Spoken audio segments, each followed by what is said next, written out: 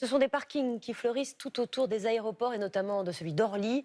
Ils ne sont pas chers et pour cause, ils sont totalement interdits. De plus en plus d'élus dénoncent les nuisances que génèrent ces parkings sauvages pour les riverains et les dégâts sur l'environnement. C'est le plus du 20h de Juliette Poissonnier et Juliette Jonas.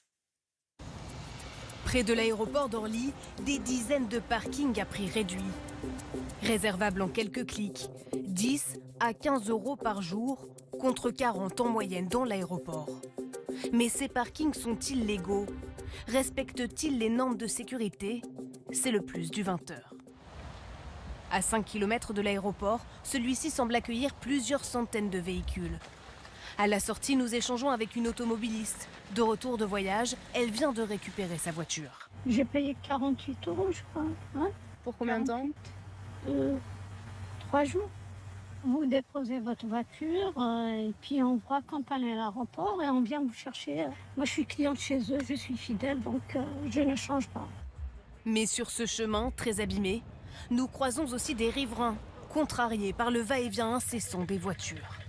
C'est une route qui n'a pas été construite pour ça. Et pour voir, hein, c'est pas un nid de poule, hein. C'est des nids d'autruche. Et ça devient du sauvage. Vous voyez, ça, typiquement, c'est un véhicule qui va, ça. Ou le type de navette, où ils emmènent d'autres personnes, où ils vont les chercher après. Donc, quand ils font attention, ça va à peu près. Mais je vous dis, parfois, ils roulent très, très vite. Qui sont ces chauffeurs? Et ces parkings respectent-ils la loi? Selon les maires de Wissous et de Rungis, ces entreprises n'auraient pas toutes les autorisations nécessaires de leur commune et ne paieraient pas tous leurs impôts. On paie des impôts.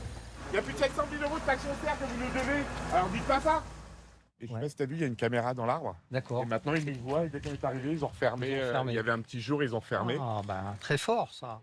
L'un de ces élus dit avoir déjà reçu des menaces de mort de la part du gérant de ce parking. Désormais, ils ne viennent sur place qu'en présence de forces de l'ordre.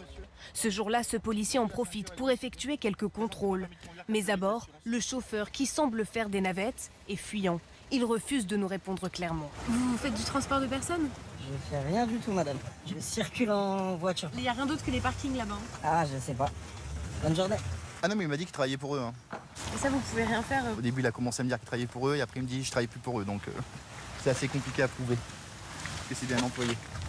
Début juin, le tribunal d'Evry a condamné 2 des sociétés qui exploitent ces parkings dans cette zone.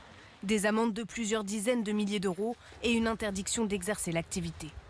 Ces maires reprochent aussi aux gérants, pour la plupart locataires de ces espaces, de ne pas respecter les normes de sécurité. Si demain, il y a un incendie, l'hydrant, qui est la bouche à incendie rouge qu'on voit un peu partout dans les villes, là, on est éloigné de plus d'1 kilomètre. Donc, c'est-à-dire que demain, s'il y a un incendie sur un des 3 parkings, on est obligé de faire venir des canadaires pour éteindre l'incendie et donc d'arrêter l'activité d'Orly. Et ce n'est pas tout. Les gérants auraient également détruit des arbres pour agrandir l'espace. Ces images satellites montrent l'évolution du parking en 15 ans. La forêt perd largement du terrain. Il s'agit pourtant d'un espace naturel classé. Les maires nous emmènent à l'arrière de la parcelle.